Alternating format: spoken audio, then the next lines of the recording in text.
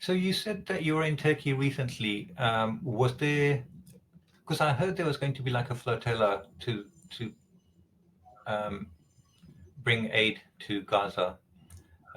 Has that happened, or is that underway, or No, what's going on? the plans were scuppered by the Zionist state, but there was quite an astonishing flurry of activity in Turkey during the build-up to the flotilla sailing. And we had foreign ministers and government representatives from across Europe and America flying in and out, having emergency meetings with the Turkish government. And we found out later they were telling the Turkish government, you cannot let this flotilla sail. The Americans in particular were really keen that we did not weigh anchor. And that is because at the time, the Americans were building what they were calling a humanitarian aid platform in the Yeah. bay of, or the port of Gaza. And of course, we now know that that platform wasn't used for humanitarian aid at all. It had a military purpose and was used as a platform to launch a military attack in Gaza. Today we have the privilege of speaking with Yvonne Ridley, an acclaimed journalist, an author, and a human rights advocate. In this current session, Yvonne will be sharing her insights and perspectives on the ongoing Gaza and Israel conflict, drawing from her extensive experience in the region as well as her dedication to truth and justice in reporting. So now, without further ado, let's get started. Dear Yvonne, Assalamu alaikum. Walaikum salam. Thank you so much for joining us. It's really a pleasure and an honor to have you here. I actually can't believe it. When you said, yes, let's do it, I almost fell off my chair because I've actually been following your career since maybe around 2001 Mm-hmm. when you were captured by the Taliban in Afghanistan. I'd love to talk a bit more about that and also talk to you about your activism for Gaza. But before we go into all of that, would you mind just taking a few moments to tell us a little bit about your background? Yes, I was born in the northeast of England in a working class environment. I've got two elder sisters, and I have worked for the last 40 years as a journalist. And the last 20 years have been in television, including Al Jazeera, Press TV, Okay. and Islam Channel. And I have done some TV documentaries, but most of my focus at the moment is on the Middle East, and I'm a columnist for Middle East Monitor, which is the Okay. first point of call for anyone in Washington and London who wants to find out, about the political shenanigans that are happening in the Middle East. Yes. Okay. How did you get into journalism to start with? I was about 13 or 14, quite precocious, and I wrote a letter into the evening newspaper, and it was published. And it created quite a little frisson of activity and acknowledgement among family and friends. And I began to realize then the power of words. And I quite liked the ripple that it had caused in my immediate community.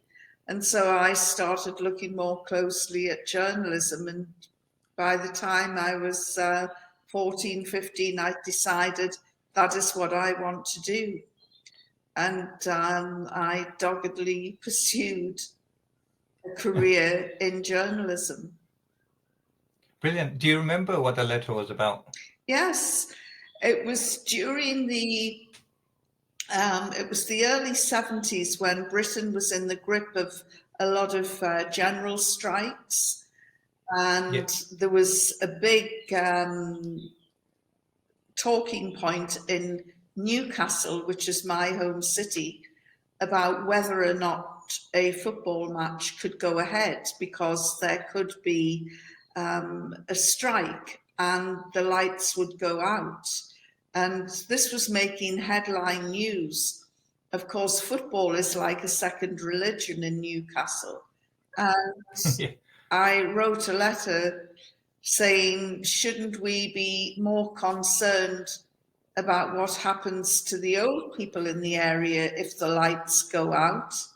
And, they were talking about bringing huge generators into the football ground to keep the lights on so that the match could go ahead. And I said, wouldn't these generators be better spent keeping old folk warm during the winter?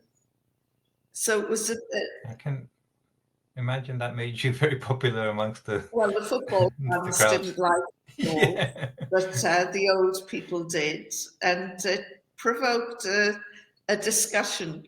And as you know, that's when I first began to realize the power of words. Yeah. You were also an independent candidate in the recent elections, were you?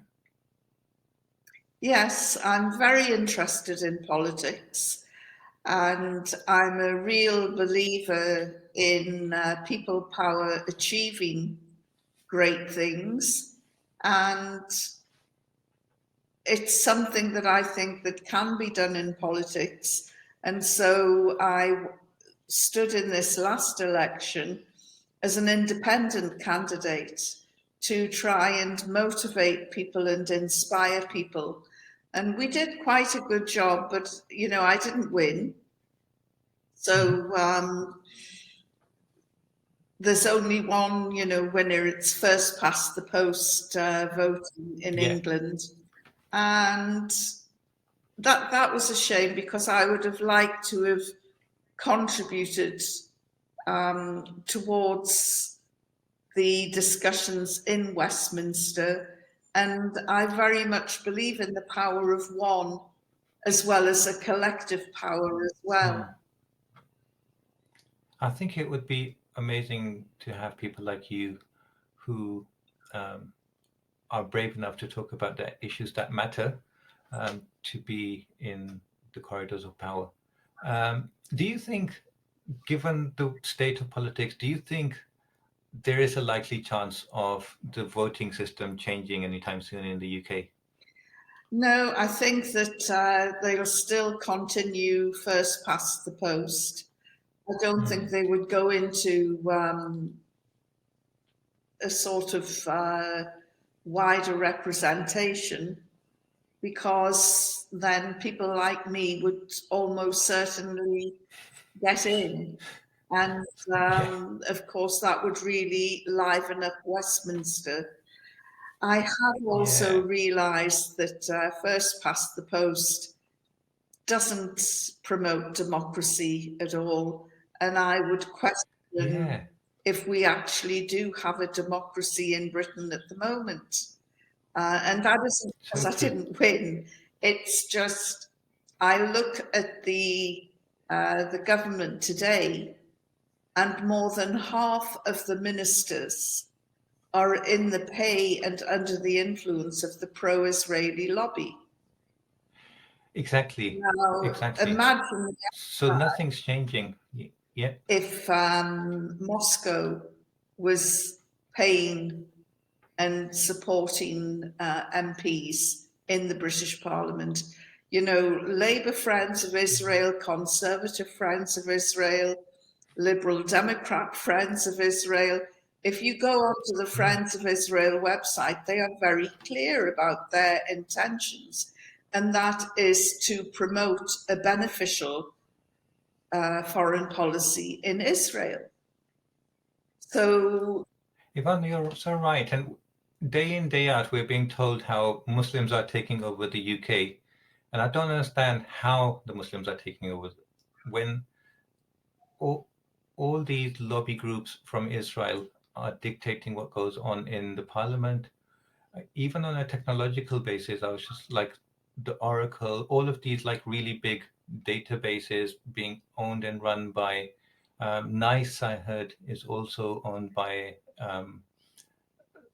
Well, you look at the American So, politics, and APAC yeah, has got a huge influence in American politics, but the media are too afraid to challenge it. It's so powerful, this all yes. consuming Zionist entity. And Do you see things changing? Sorry to interrupt you, because with all of what's going on now, and it's horrible, and we'll go into it in more detail. But with all of this, at least now there's people who are openly criticizing Israel who in the past never would have. Do you see any of that? yes, there's a lot of that, especially in the UK. People are demonstrating. We've had marches that have been bigger than the previous anti-Iraq war marches. There've been some quite incredible numbers turning out on the streets. There have been counter marches, but they've been very much in the minority. And although they do get a disproportionate amount of media coverage, Yes. you can't get a sense of what is happening if you watch the mainstream media. No. And I'm loath to rely on TikTok or the social networks, but there's very little else to choose from. What can you do exactly? I just don't understand how America has got into this situation where none of this is benefiting America really, but still they continue without any question, whether it's Republican, Democrats, anyone, they just continue to say that we're going to toe the line that Israel sets for us. So it's just, I quite often listen to Professor Mishamer, and he wrote a book about the Israeli lobby in America and how powerful it is. So it's just crazy how it's ended up in a situation where, and I think it's all to do with politicians know they can't stay in politics if they don't continue that toe the party line in that regards. Well, it's not just but increasing politicians, journalists and TV presenters and radio show hosts have been removed for giving Israeli ambassadors and Israeli spokespeople a very tough time. And, they've exposed them for their lies. And then the next day they're gone like that, just disappeared off our screens. And this is what is even in the UK. There's been a couple of journalists arrested because how they've been talking out against Israel. I think it's Richard Medhurst is one of them. Yes, well, the other one is a comrade of mine, Sarah Wilkinson. And I just saw Sarah a few weeks ago in Istanbul when we were part of a flotilla campaign to break the siege of Gaza. And, she's a journalist and very vocal about her Palestinian views. But I haven't seen all of her tweets, but I've not seen anything which would raise my eyebrows or think, oh, she's going too far. However, just last week, she had her home raided. It was a dawn raid with masked men, police officers, and they trashed her home. And I'm not quite sure what they were searching for, but they removed her all her communication devices, her telephones and laptops.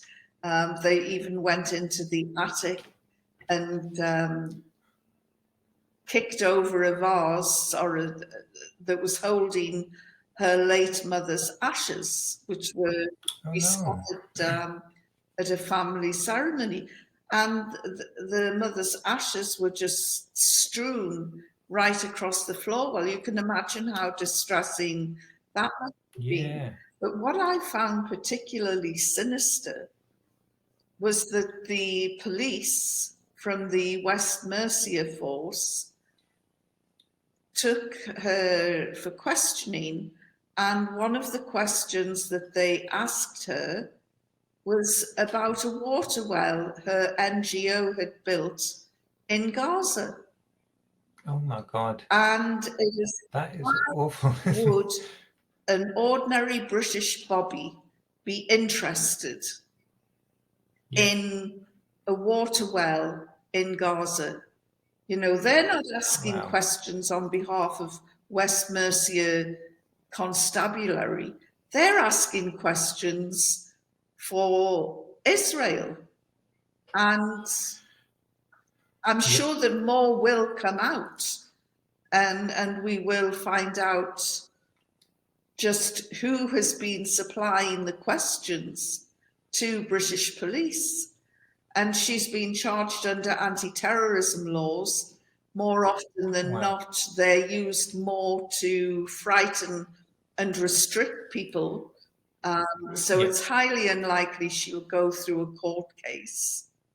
But they will, the rules and conditions around terrorism cases will restrict her from operating as a journalist. So, you know, it's really quite frightening. I mean, thankfully, I live in Scotland, but this is happening in England, and I'm looking over the border and thinking, you know, it must be like waking up in Riyadh. Yeah. Seriously. Also, we had the Tories for, what was it, 12 years, 14 years, and they were just getting nastier and nastier. But then Labour Party came in, and you'd think that there'd be some change. There's absolutely no change in policy. And then the human rights lawyer, Kianistan, comes and says, like, Israel blocking water and electricity of the whole population of Gaza. He saw no problem with that. So it's just... No, well, there's no... It shows what an authoritarian ruler he is. And his nickname at the moment, which is sticking, is Two-Tier Kier. And the man really does have double standards. You know, you say that he was a human rights lawyer, that was his background, and yet he was quite happy to supply weapons to Israel, despite various civil servants threatening to resign because they knew that what the Israelis were doing with British weapons was illegal under international law. Therefore, if they continue to supply the weapons, everybody involved in that chain is complicit. And some were genuinely concerned that they would end up in the international criminal courts. So, you know, on war crimes charges, and as we know from Nuremberg, obeying orders is no longer acceptable. It doesn't wash. Yeah. So you said that you were in Turkey recently. Was there, because I heard there was going to be like a flotilla to bring aid to Gaza. Has that happened, or is that underway? Or no, the plans were scuppered by the Zionist state, but there was quite an astonishing flurry of activity in Turkey during the build-up to the flotilla sailing. And we had foreign ministers and government representatives from across Europe and America flying in and out, having emergency meetings with the Turkish government. And we found out later they were telling the Turkish government, you cannot let this flotilla sail. The Americans in particular were really keen that we did not weigh anchor. And that is because at the time, the Americans were building what they were calling a humanitarian aid platform in the bay of, or the port of Gaza. And of course, we now know that that platform wasn't used for humanitarian aid at all. It had a military purpose and was used as a platform to launch a military attack in Gaza. And of course, had we sailed into the port of Gaza with our aid ship, we would have seen that the Americans were not delivering aid at all. They were delivering weapons. And so this is why there was such a flurry to try and stop us from sailing at all costs. And it was, and also because it was incredible. Yeah, and because they remember also what happened last time there was a flotilla from Turkey, and you were on that, and how much of a ripple effect that had. Can you tell us a little bit about that? Was that in 2008 or 10? It was 2010. I think you're referring to the Marvi Marmura, in which 9 Turkish human rights activists were killed by Israelis who boarded the ship. And it was, I wasn't on the ship. I was due to be on and be picked up in Lebanon, but probably, thankfully, as it turned out, that didn't happen. So I wasn't on board the ship, but I had friends who were, and the storming of the ship by heavily armed so-called elite squad soldiers was astonishing.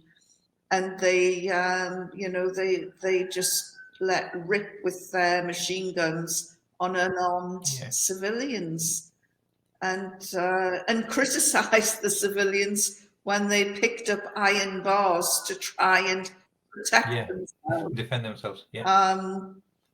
So that was 2010. In 2008, I was on one of 2 boats that sailed in to the port in Gaza.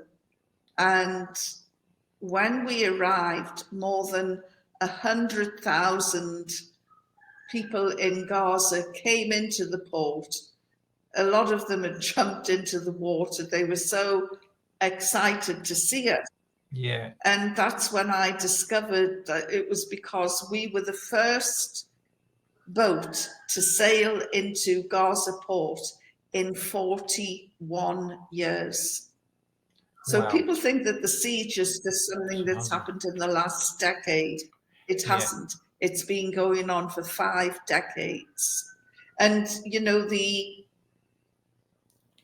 Mediterranean Sea is part of Gaza. And so just a few hundred miles away, you've got people partying in Cyprus, in Ibiza, in lots of Western resorts. And yet you've got this ongoing war in Gaza. And it's really quite astonishing. It's unbelievable, this is why I was hopeful for a flotilla going from Turkey now, but at the same time I was fearful because of the way Israel reacted last time in 2010 and how so they've gone so much more insane since then. So I didn't expect anything good. So I was feared for what would happen. Well, we all, you know, a lot of us felt as though we are on a one-way mission because get there, Yeah. but we won't come back. And a lot This is of the thing, us isn't it? genuinely thought that this was a one-way trip. And, I had to say goodbye to my family, and it was I obvious, can't imagine how that. although Yeah. nobody said it, but it was obvious we thought that we weren't going to see each other again. So it was very, very tough. Yeah. And how do you see the role of Muslim governments around the world, their inaction or Well, their capacity to I react? wrote just the other day, where are the Khalid bin Walids? Where are the Saladin Ayyubis? I look around the Muslim world and I see when the OIC comes together, and I just see a lot of frightened leaders who don't have the courage to stand Yeah. up. And I can understand it in some ways. It's all right for me sitting in my ivory tower in the Scottish borders saying, oh, all these cowardly Arab leaders. But they could stand up because they have got power and wealth which the Yeah. West is addicted to. And Yeah. the situation in Gaza has given the Saudi Crown Prince an ideal opportunity to clean the slate, be Yeah. forgiven for all his misdemeanors and all the horrible things that he's done, and Yeah. all the Yeah. If they want a leadership role, this is the opportunity to step forward. all he has to do is say to America, Britain, and the rest of the European countries, is get back in your box, otherwise I'm cutting off the oil. Yeah. And he could easily sell the oil to Russia or China. Yeah. There's no Exactly. shortage of customers. But No. these Arab leaders, there's a word called the West toxification of Arab leaders, and that's what's happened. They've been Yeah. seduced by the West. We're in the Yes. thrall of the West. They have forgotten their Arab roots, their Muslim Yeah. roots. They see the world completely differently. When they look in the mirror, they don't even know who they are. They are Yeah. ruthless and have no sense of legacy, and will Yeah. not be remembered in the same way that Saladin Ayyubi will be remembered, or Yeah. Khalid bin Walid, or Muhammad bin Qasim. real lions of the desert. Yeah. They will be long forgotten as just tools of the West. And Yeah. in fact, with the Crown Prince, I would go even further and say Mohammed bin Salman is nothing more than a grave digger for Benjamin Netanyahu. And, obviously I'm not going to go on Hajj. That's exactly the thought that came to my mind just now. Yes, well, I'm blessed enough to have been on Hajj twice. That's a job done. But there comes a time where, Hajj is one of the Yeah. pillars of Islam. There's virtually nothing more important than, performing the pillars of Islam, Yeah. if we are to call ourselves Muslims. But I can't remain silent and watch that man. And there he was the other day, sitting with Mahmoud Abbas, the pair of them bemoaning the plight of the Palestinian people. And I just thought, what weasel words. They don't cry, they don't get upset in the same way For them, it's just an annoyance, irritation. What's going on? It's just a disruption to their lives and their plans. Yes, and the day after this meeting of all this feigned sort of sympathy for the Palestinian people, the day after the meeting, there was a fight in Jenin which involved the Palestinian Authorities intelligence service, and two of the intelligence officers shot a Palestinian resistance fighter and then handed him over, bleeding and wounded, to the Israelis. And I just couldn't find the words to.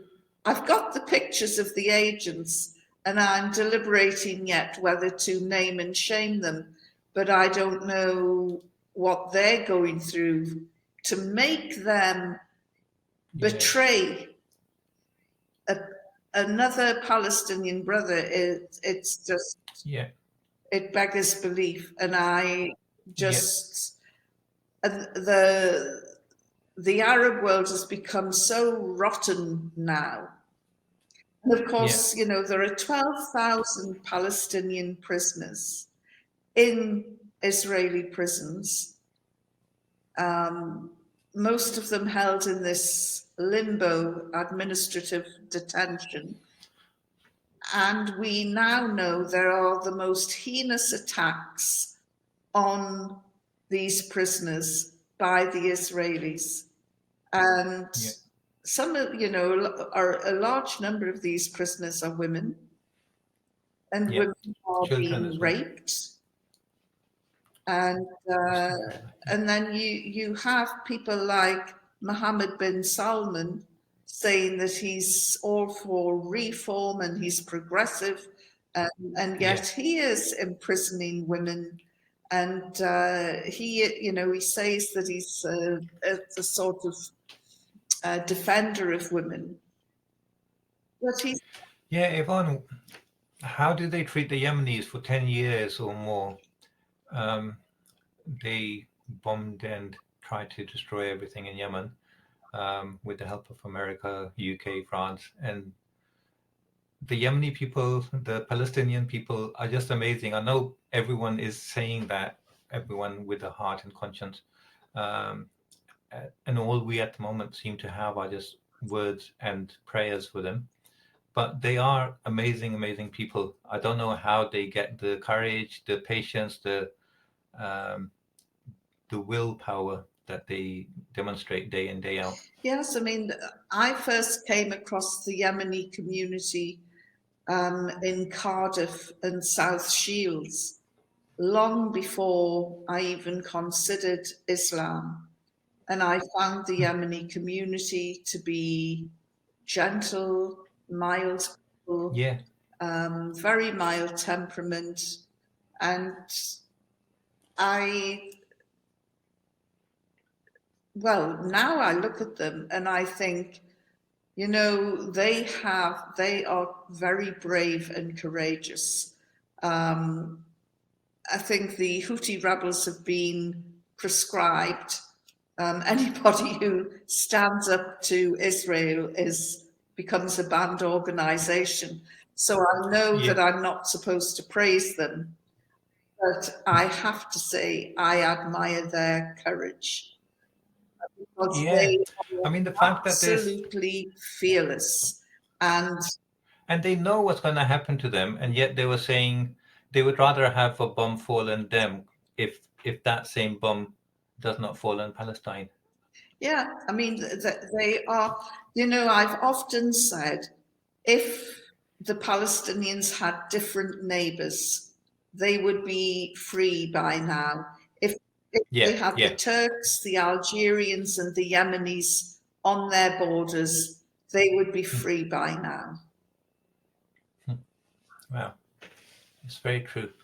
Tell me, how do you first of all see this continuing? Like, something has to give. It's like the law of gravity. You know, what goes up comes down. What has a start has a finish. And Israel cannot continue the way it is at the moment. It's not viably sustainable.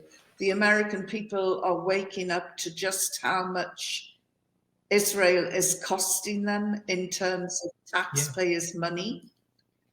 And you know, the West is, I think, heading towards another recession. And as soon as times at the are same hard, time. Yeah. people start checking, you know, their purse, their pennies, and then they start looking around. And sooner or later, the American taxpayers are going to say, why are we paying so much money to Israel? It's not the size of a South African game park. And yet, each Israeli citizen is worth about $50,000 per head in taxpayers' money. You know, if the American taxpayers paid directly to the people of Israel, each one would get $50,000 a year. Wow. For their trouble. But, you know, they would rather spend the money on $1 million bombs dropped on $10 refugee tents. It's not viably sustainable. It cannot go on. Sheikh Ahmed Yassin, the founder of Hamas, he said that there will not be an Israeli state by 2027. So that's a very short time. I'm told that there are hundreds of thousands of Israelis who are leaving the country. They're leaving the country forever. They're not going to come back because the country will never be the same as it was a year ago. So they'll never have that kind of environment where this is the thing. They want to rain terror and starvation and all of these kind of tactics on Gaza in hope that the Gazans will disappear and vanish somewhere else. But this shows the link that they have to their own land. They don't want to go anywhere because that is their home. Whereas as soon as the Israelis have problems, they start fleeing Israel because they just come from Europe or America and they have other homes somewhere else. Well, I mean, the 500,000 illegal Israeli settlers, you know, if there is a two-state solution, where are they going to go? Because the people in Tel Aviv look at the behavior of the Israeli settlers and say, there's no way we want them anywhere near us. You know, Israel is quite a secular state. And or it was, and now in Israel there's like a crazy fringe. There's like a civil war waiting to happen inside of Israel between the far right there and the seculars. Yes. Well. So it's. I mean, we could go around in circles discussing the rights and wrongs, and it's mainly wrongs that are unfolding today in the Middle East, and we'd still be here in 3 days' time and only halfway through. Yeah. The thing is, when I look at what's going on, there's two things. There's the terrible injustice that's been waged on the Palestinians, the Gazans, and obviously our hearts bleed for that, and we pray that they can see the day of freedom and peace in our lifetimes and in their lifetimes. But on the other hand, if we look at it from like a military point of view, Israel is losing on every single front. I mean, yes, they're killing innocent children, women, but when it comes to the actual tactical battlefield, They're losing everywhere, and I actually can't see a way out for them. They've put themselves in a corner that I don't see any way out, and that's why I actually don't understand what's going on, because there's no way they can eliminate Hamas from Gaza. Whatever anyone says about Hamas, they're a reality, and they're not going to get defeated in the way Israel is trying. So Israel has now put itself in a position where it can't just say okay, because that will mean rethinking, reimagining everything in the Middle East. And then the alternative is to expand the war and drag in Hezbollah and then Iran, which is like completely insane. And I first of all don't understand how America and the West is allowing Israel to carry on in that vein. But even there, I just don't see any way out for Israel. So I, I'm trying to think, am I missing something, or is it just wishful thinking? But I actually see no way out for Israel at the moment. Well, I don't believe there's a way out for either Israel or Hamas. Yeah. Neither side can give up now because the other side will claim a victory, which would be devastating for either side. They can't get rid of Hamas. You can't kill an idea. And Hamas' popularity is on the rise in the occupied West Bank. Yes. Because of the direct actions of the colonial settlers who are stealing their lands, stealing their homes, stealing anything. If it's not nailed down, they'll take it. And people can see this now. And they're watching the actions of the settlers. And I think what first drew world attention to them was when they set about destroying the aid trucks that were bound for Gaza, where there is a famine, where there are pictures of skeletal babies and pictures of people who look as though they've just walked out of the Belsen concentration camp circa 1945. Yeah. And these parallels are constantly being drawn. I was reported as an anti-Semite for drawing parallels with the behavior of the Nazis and the behavior of the IDF today. And the person who contacted me and accused me of anti-Semitism and said he was going to expose me. And I said, well, what are you basing this on? And he said, you have liked 3 tweets or whatever they're called now under the X platform. And he said, each tweet referred to the Nazis. And I remembered what he was talking about. And I said, do you know where those tweets came from? They came from Torah Jews, an organization in New York. And I said, I'm in touch with them and I have liked their Twitter account. And it was they who drew the parallels. And I said, they were coming from a point of knowledge. So perhaps you should challenge them and not me. But I said, how you can accuse them of anti-Semitism when the person who produced the tweets is a rabbi, I'm not sure. So I think what we're seeing at the moment is Israel is fighting for its very survival. It cannot continue in its present form. And it's probably the biggest cause of danger in the world today.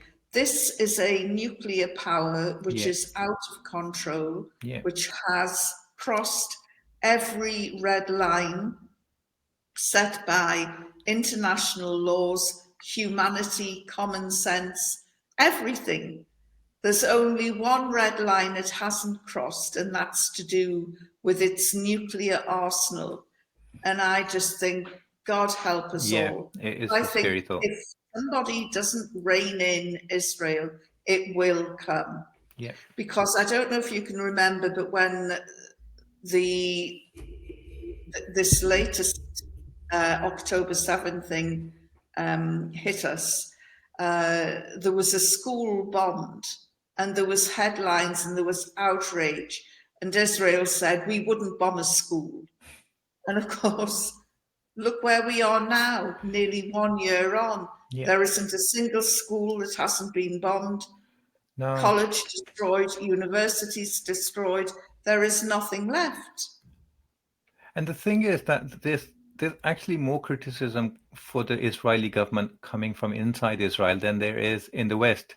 I don't understand how we have completely lost all sense of morality or freedom of expression of I think you have to senses. understand the psyche of the Israeli people, and every waking day, every waking moment, they are never allowed to forget their own frailty and immortality, and mortality, and they are never far away from remembering the Holocaust.